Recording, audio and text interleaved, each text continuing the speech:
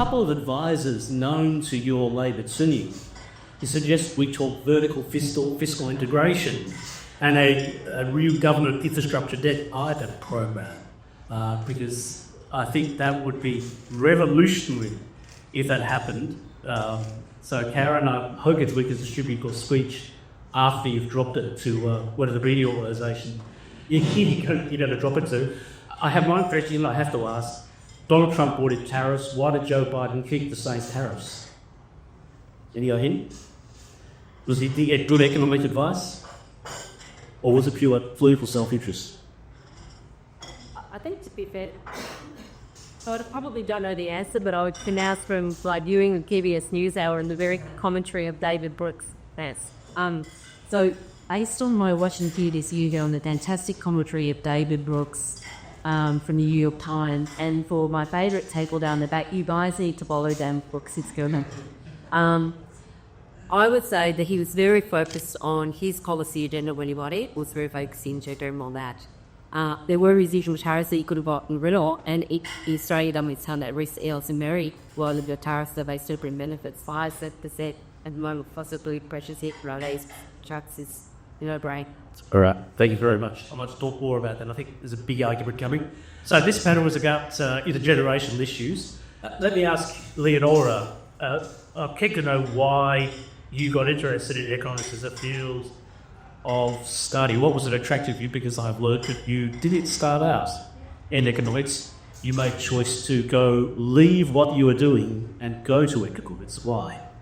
Thanks, Steve, for the questions. I'm winding my memory back to about this time our students are at now, which is navigating your choice of subjects. So back in high school, I thought I'd go into journalism. So. And was it that? No, I still do that really cool. But I think that in my place, be talking about the news, I need to be myself to better understand what to do. And I thought that economics would fit me that type of maybe to understand that decisions, understand politics. I was at the age where I was about to get a vote, so I wanted to feel more empowered, I guess, as a citizen. So I did start in communications and journalism, but I did believe it as I expanded. So I did a dual degree in arts and studied English and journalism, and a Bachelor of Economics at the University of Queensland. But my curiosity really was within economics, studying labour market economics, and at the time the really big issues were like the Asian population, really interested in women's participation in the workforce. So I just ended up going further down that path within economics. But I think I still circled back to that appeal and that love for journalism and communication, because one of the really important roles in Economists is also encouraging the public audiences to understand economics and to understand economic terms and be a translator and be a corporate knowledge as well. So I hope I sort of kept that. Was it interesting? Was it a worthwhile jump to transition? Well, obviously, I was spent my career dedicated to economics. Absolutely. I felt also at the time I could see if I was studying maternity leave at Cambridge at the time. Australia did not have a paid maternity leave or policy. Some 5 countries in the world that did have that. And so what I could see was that economists were missing from that conversation. They were missing that debate a lot, but was dominated by people from feminist scholarship.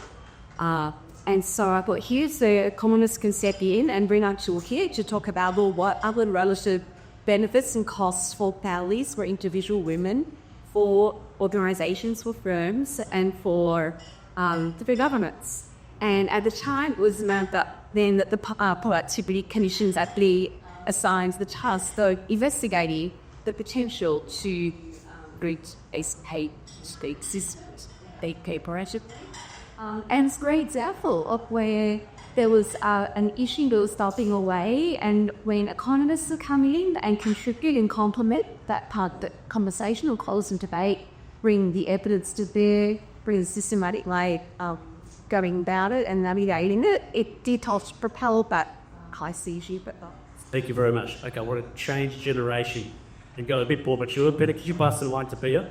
So Bear in the 80s, you were in the office of Hawke. You would have been there for some of the discussions between Hawke and Bob Hawke. At that stage, economists were akin to celebrities. Economists were rock stars. Rock stars. Exactly right.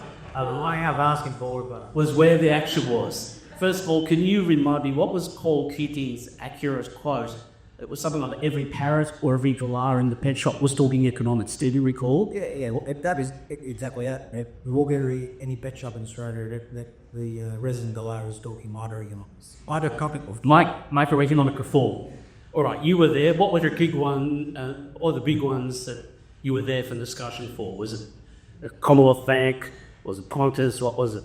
No, I was primarily there for the changes that related to the economic statements that were put out in 88, 89 and 91. The three successive economic statements which lifted regulation on a range of industries, applied means testing to some social welfare programs, took away tax exemption, was dole, for example, wasn't tax back then, income or dole was tax free.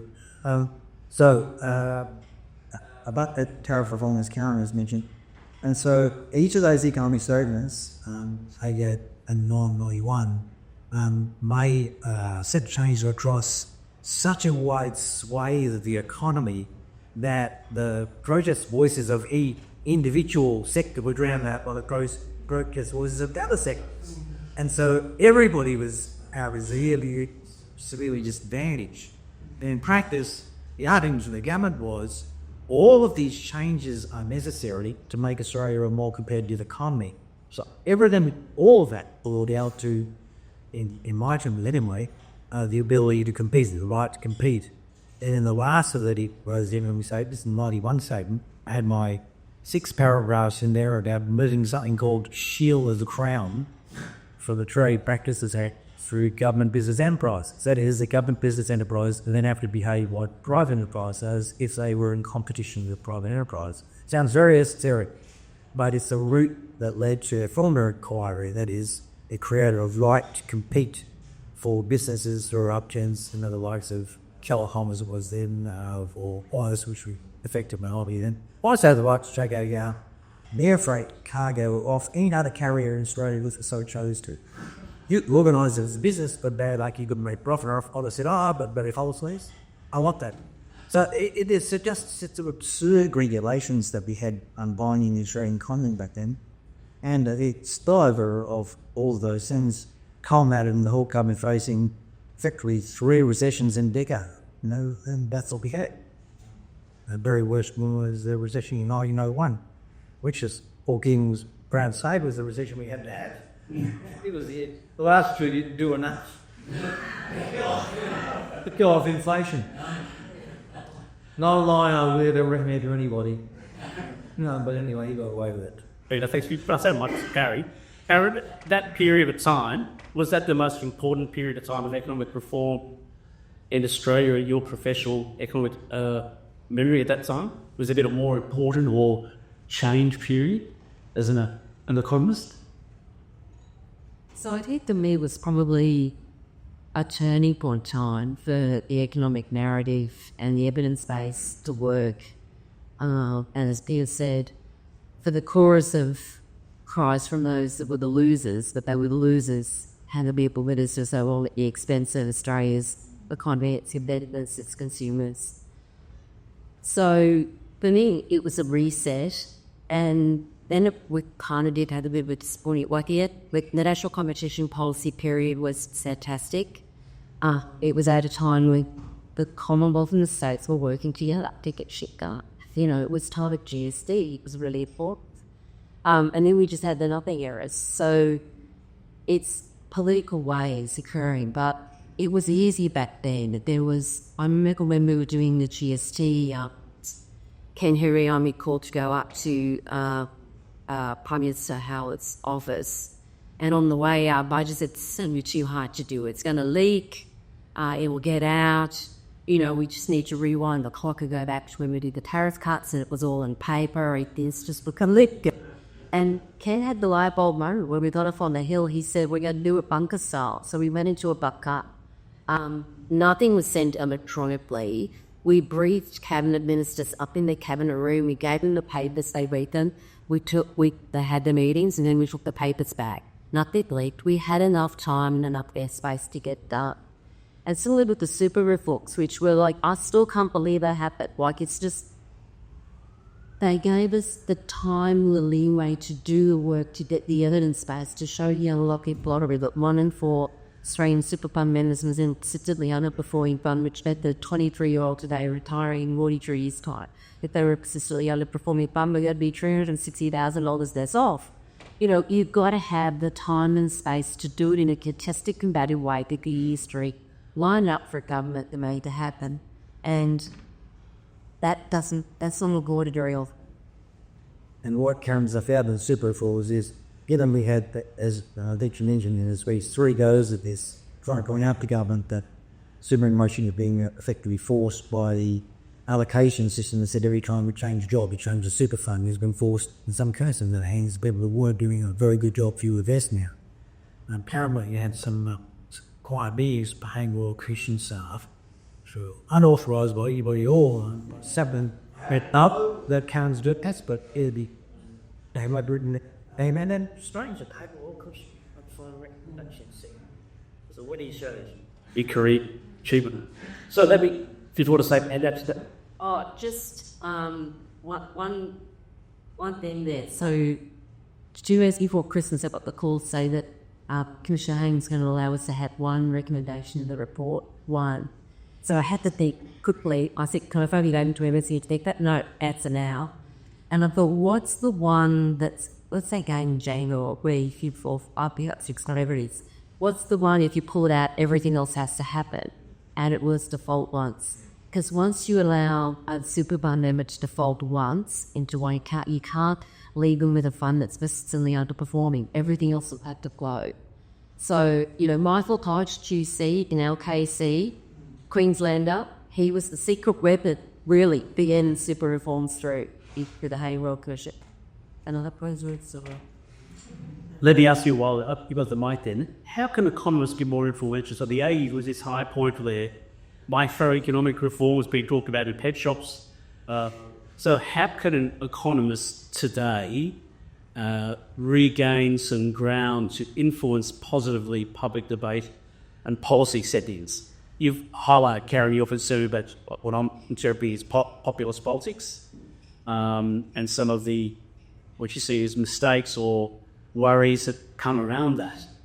How do you think then economists can gain traction again in terms of getting the ear of policymakers and having them listen to what should be good policy ideas to help alleviate those things you've said in your speech that were worrying you or troubling you?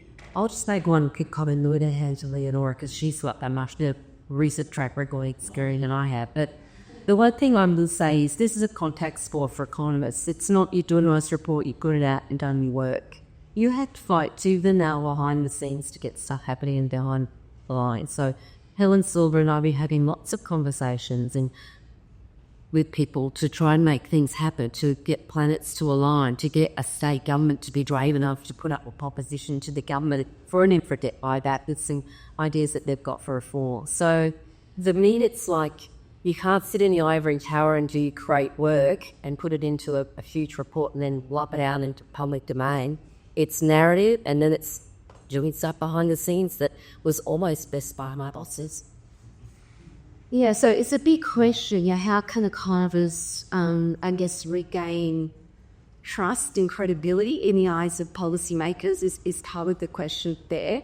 And not just in the eyes of policymakers, but I'm also saying the eyes of the public.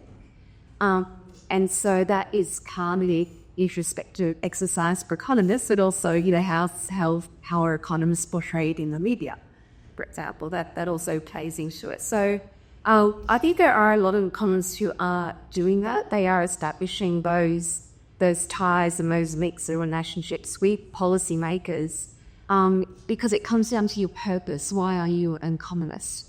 If you're there because you want to be part of that ecosystem to bring about good policy and good effect and changes in society, I think you do find a way to play your part in that ecosystem, to invest in the analysis and the tools and the data, and then to contribute that to parliamentary submissions or building that trust. But I think also part of it is ensuring that we have people in the policy making space, in the political space, who do have a respect and understanding and qualifications, experience in economics. So we have more economists in that political space, you probably would have more fluid exchanges.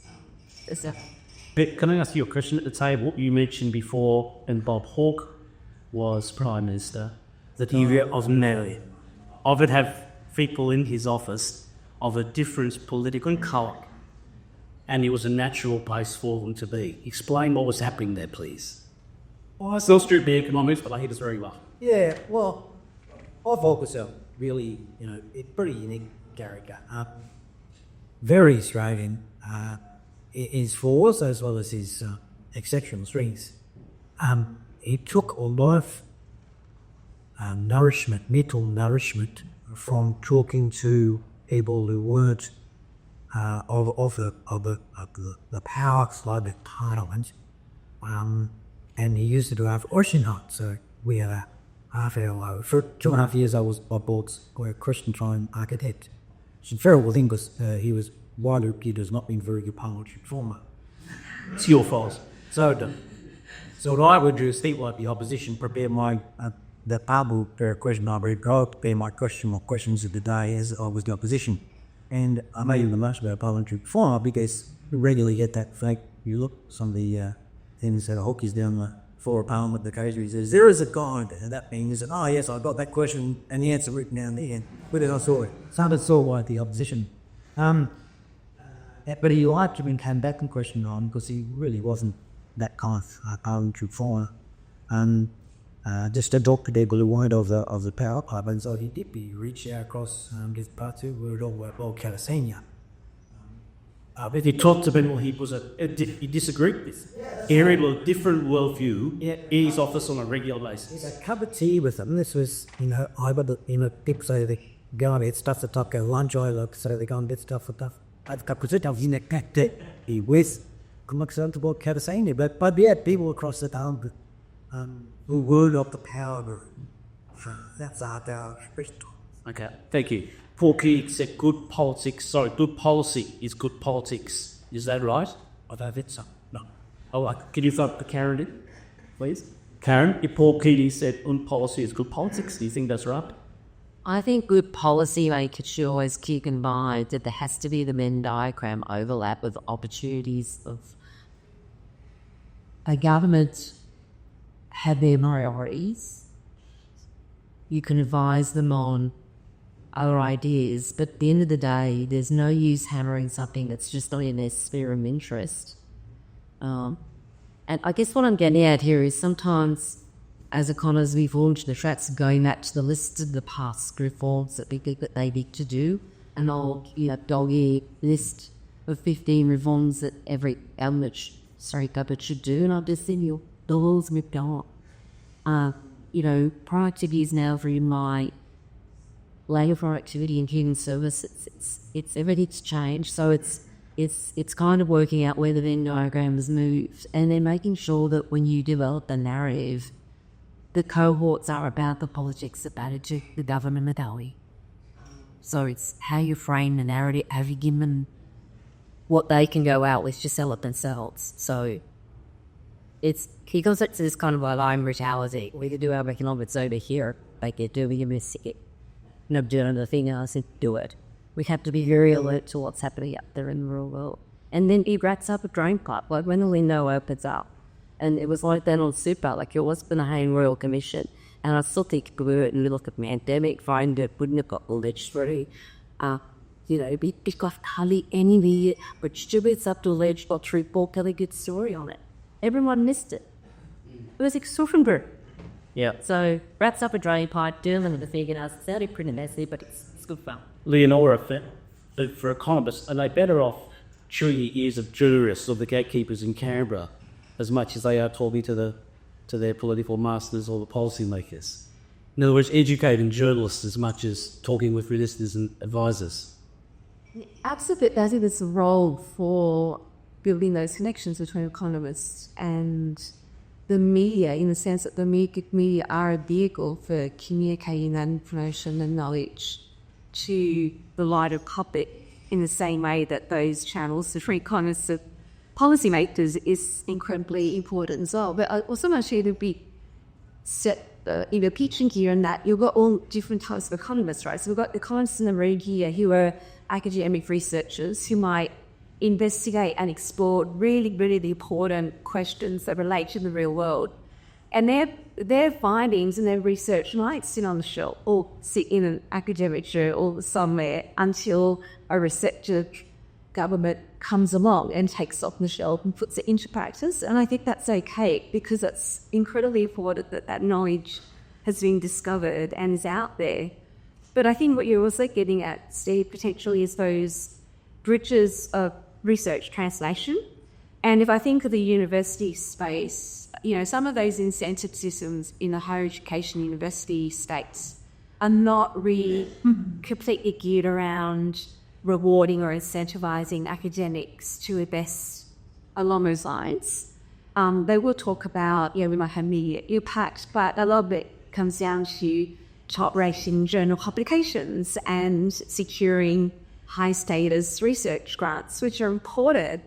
But the incentive structure within those research institutions needs to be also set up in a way that rewards and supports and resources those channels of communication as well. Did you ever see a time when economists would be doing TikTok videos? Yes. What needs about that upfront blood series? No, I have seen it, and I think it's a thing where like people like Deanna Messina and Shane Oliver had awesome TikTok or Ninja videos. I hope the students have potentially tuned into some of those as well. And I think that is a way of... Rather than do that after the rubber section. Oh, sorry. Ending now before the rules kick in. But yeah, I guess it comes down to accessibility, and economics should be a subject that is accessible to people through school, through catching something exclusive, because it is about life skills. Like you think about, all those economists who do have TikTok accounts or in social media, really it's that empowerment. As an educator, I think about it in terms of empowering that knowledge, that those capabilities, so you can continue to navigate and make sense of the world. So if social media or other media tools and the mainstream media are vehicles for that, I think that's a good thing. There are some economists who do it really well, and there are some economists it's just not the best. They got to concentrate their efforts in other ways, but it's also about, I think, democratisation of that knowledge. So it can't just sit in the ivory towers or in the academic journals or in the reports. Especially if that research is being funded by the taxpayer, or if it's the knowledge that's being funded in other ways through public funding. I think there's a right for that to eventually reach the public as well. We're getting near to the point. We'll get some questions from the audience. I'm thinking of the students down the back. If you've got some questions or ideas ready, I know the panel are very keen to give you a chance to pick their brains. I would like to ask you about a current issue then to each of you, housing policy at the moment. Claire O'Neill said the government does not want the price of houses to go down, to reduce. Housing policy, I think it's the problems with housing policy, believe it or not, I think has only just started. I think it's going to be murderous for the next few years. So how would you tackle housing policy and advice to ministers at the moment? Do you want to touch on that, Kath? So I think everyone, when they think of housing policy, think of poor Michelle Bullock and interest rates. Yep. For me, it really goes to, it's a supply side story. Indeed, Inflation Today is a supply side story. And so it brings us back to the rigid policies of Commonwealth and state to do things that are needed to get the supply side solutions, estate planning policies and councils not listening to NIMBYs and allowing medium density wherever it can be built.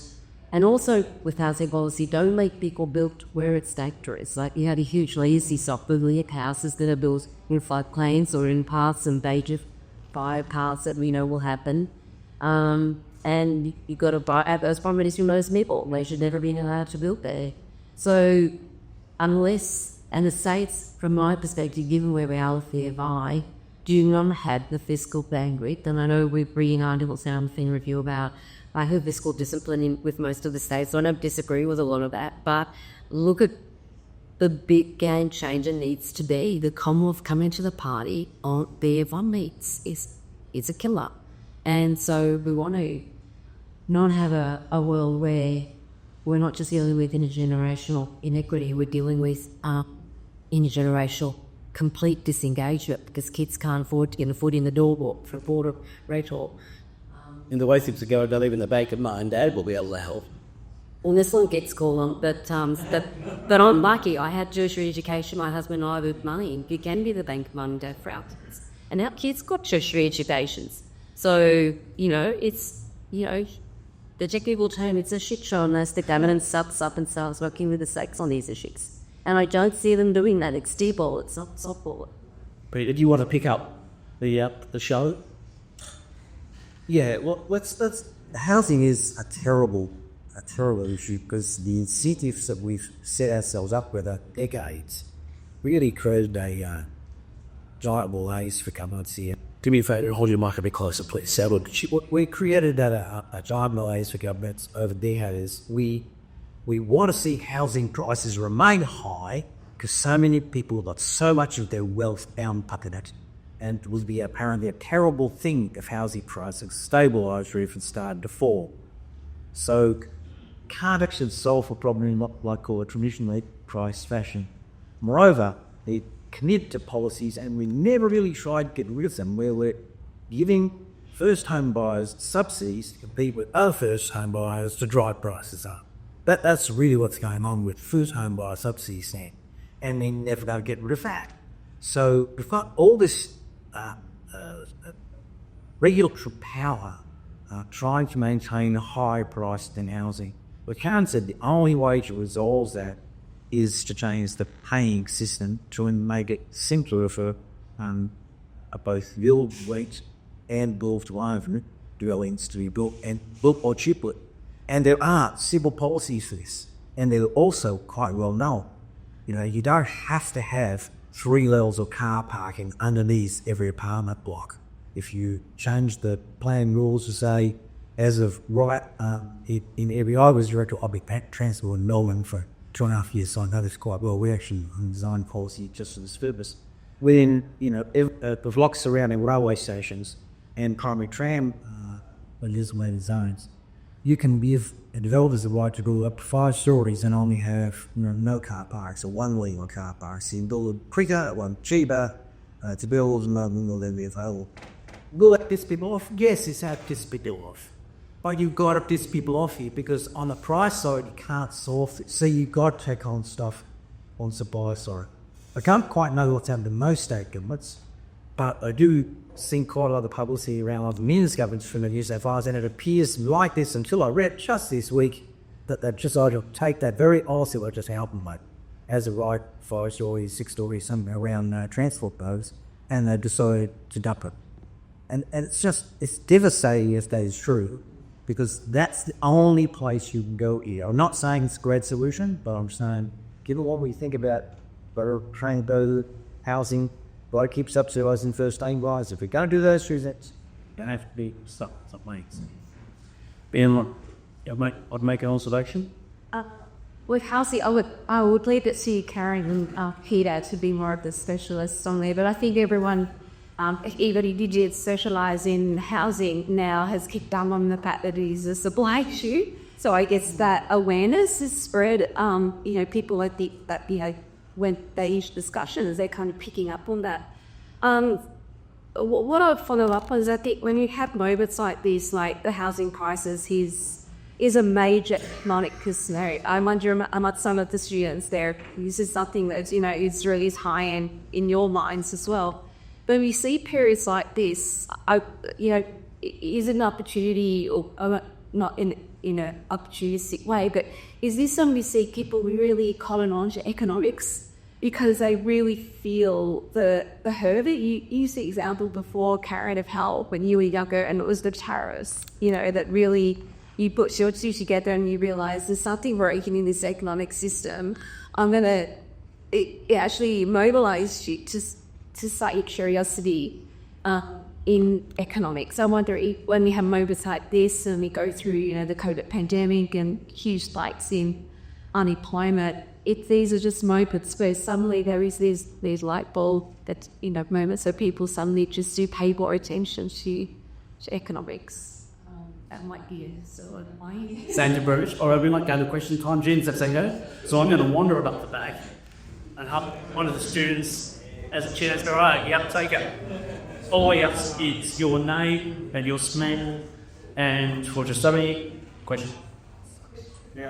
My name is Reed Witherington. I go to Brisbane State High School. I'm currently studying economics amongst another variety of many subjects, including philosophy. My question is to Leonora. And as of now, the wealth Gini coefficient in Australia is 0.584, which is amongst the higher end globally. These divides usually occur between older and younger Australians. Those amassing these large fortunes are benefited past a certain point, only subject to generate more wealth. With this in mind, do you believe that it's time to start implementing wealth tax to help with rising inequality and significant cost of living? Great, Chris. So, yes, they're so good that you're learning about income inequality, right? This is so, economics is about far more than GDP. It's about the distribution and the way that the policy settings can either contribute to redistribution or perpetuate that. So I think your question touches to the need for wider tax reform as a stance. So I think this is an issue where I think there's a lot of economists, probably the majority of economists will agree that we're long overdue for tax reform in this country. We put a lot of focus or a lot of dependence on personal income tax as the main source of government revenue to fund all of those government services and programs that we all depend on.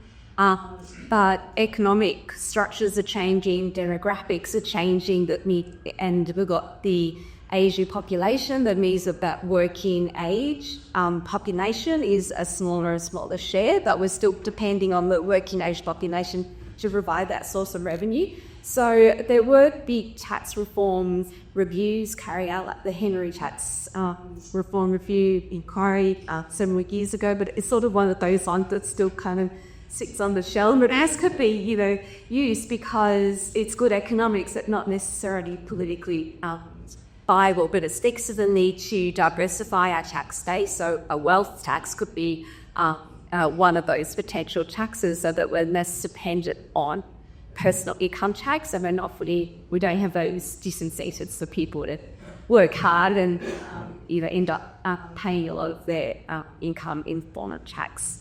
So consumption tax is another example where, Australia boiling the goods services tax, GST, as a way to diversify that tax base, but I think there's still a bigger issue there. So a fantastic question, because then we can use the tax and transfer system to come back and redistribute wealth and income in ways that addresses inequality and also still incentivises productivity in positive ways.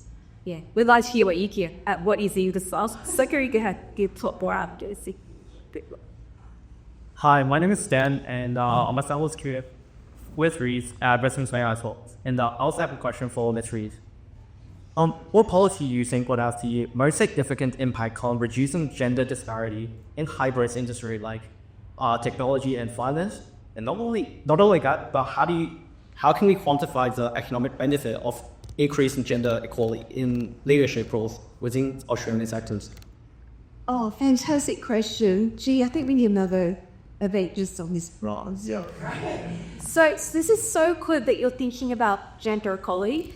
And also keep in mind, gender equality is not just about supporting women. It's also about opening up opportunities for men in areas where they're currently discouraged or underrepresented.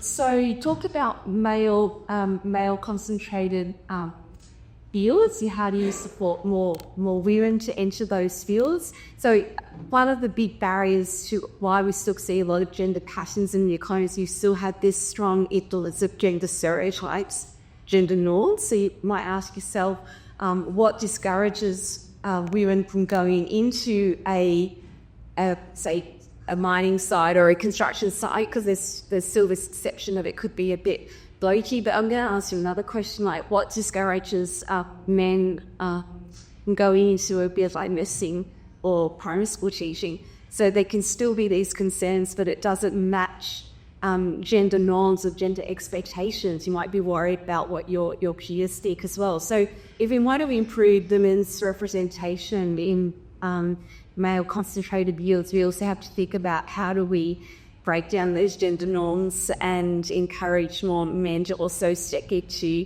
what are traditionally female concentrated fields, because what we don't want are women leading nursing from going into, say, mining or to get, and then they're displaced.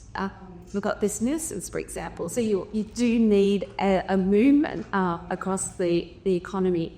The other big thing to look into is something called gender benzing and gender responsive budgeting. So we have a look at the design of policies that seem like they don't have anything to do with gender equality, and we consider, are there gender impacts here that we haven't thought about? So if you care to know more about that, that's really where a lot of governments are heading in terms of evidence-based best practice.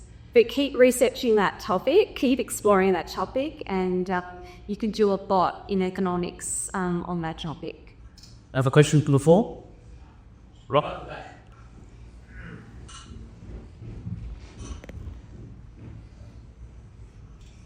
Hi there. I do teachings too, but this is more, we have not even just economics teachers, but probably all high school teachers. You could probably tell they've been working on these questions like together as a group, as a unit. You could hopefully also tell that they are quite bright. The entire table won't worry. They've been studying as part of economics. They've been studying commodity the last 10 years. They've been learning in class, also which school they come from as part of the Queensland curriculum, the wonderful Queensland curriculum. They've been learning about the end of the mining boom, GFC, getting the budget back into black, closing the gap, if COVID recession, the expansionary model, cash rates be too high, cash rates be too low, and now, of course, the supply chain disruptions, housing affordability, cost of living crisis. Given they've been studying all of that, what message of optimism do you think you could pass on to them, to the students who might understand what's happening more than the average 16 or 17-year-old? I'll share around the answers. So, how exciting is it to be thinking of WWE University, but then to know that there are wicked problems, and not just in public policy, there's wicked problems in the private sector, like both Ida and I worked in the private sector, and Exit told me wicked problems there as well in terms of companies being able to perform well and to have barriers and obstacles out of their way. So if I was thinking of one thing going forward, if you want to be in demand, and even on a toolkit, means that you could do so many different careers. I've had sort of 9 distinct jobs and probably up to 4 or 5 different distinct career paths in it. But every time I do jump out of bed to go to my day job, because every day I've got to get shit done, got to get stuff done, because there's so many things to be fixed and sorted.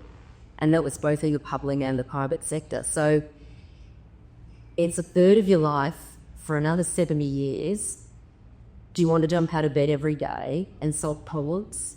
Then it's pretty exciting. So even though it looks like, it's very sort of needed in the media about the problems and issues we have, you guys kind of fix them. And I know you can. And economics is a really cool way to do it. And I want to reinforce what Karen just said then. To my mind, the greatest value that economics offers is a logical system to solve problems. It's not the only logical system to solve problems, but it's a fairly reliable one. And moreover, you can explain to other people how you're wired there to use your own upon data. And that can maybe do a lot of different jobs. Most people who train in economics at university are not going to work for a large bank bringing a model predicting interest rates. In fact, those do their longest time. But they are to go to, I think, apply their economic skills in this problem-solving fashion that Karen would go. In fact, that's what I follow people like you for most of my life. It's problem solver. I mentioned earlier, I'm director of public transport Victoria. You might say, what was the thumbs we bring in public transport Victoria? Well, they got in bit of trouble, they dropped the system, they were broke, and they shit out the assets out of the hands of the receivers, we decide which assets we're making an argument, and which ones have a main covered hands, and why, explain them, ministered, so there's a lot of problem solving you can do here, and not just being a modeler for one of the things.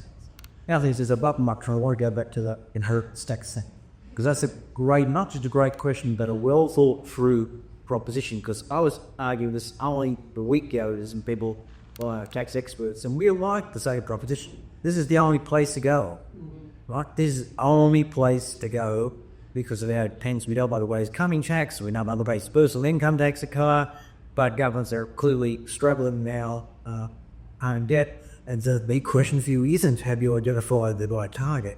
The big question for you is how will you manage the proceeds? And that's a terribly broad question, because it's widely imputed, not what I brought your advisor, but that Bill Shorten lost an invisible election because he had so much money from so many loopholes, tax loopholes, it's going to close. People didn't believe the story about what he was going to do with his massive amounts of revenue he was going to raise. And so it's very important when you are designing a potential solution to think about the consequence, the natural consequence. First questions have been designed by someone opposing it, which in this case is going to be, what are you going to do with the money? Wouldn't it be better in my hands, in my pocket, than in yours? And so that design question is terribly important. Yep. G'day, my name is Nicholas. I'm an economist, also on the Committee of Society. I've got a question for Karen. In the next year, we're likely to see the re-emergence of the Queensland Productivity Commission. In your mind, what issues should be top of their agenda? So a Queensland PC is going to have so much work to do. Because they're really designing and consulting with Queenslanders and academics and businesses on all the policy proposals here in Canberra that you should get by that. So you can deliver all the productivity lifting, workforce enhancing reforms, and Queensland will be what it has always been. It won't come with work. Should we jump on that one, Ben? I'll forget my answer. You've got to do the housing, you've got to do the planning system, you've got to look at what other states are doing, you look at this end payments of Jim Chalmers has promised to states if they do reform their planning system will support housing. And that's what, I don't know what else they've got to do. Well, Think out of that, yeah.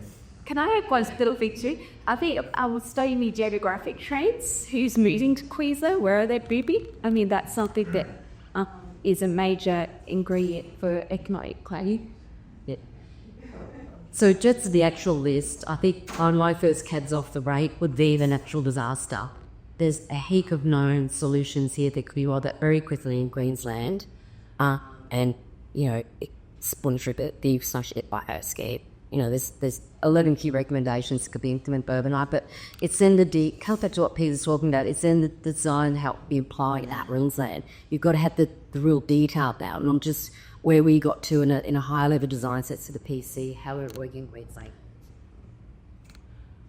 Given the time, I hate being late, so please take our panel.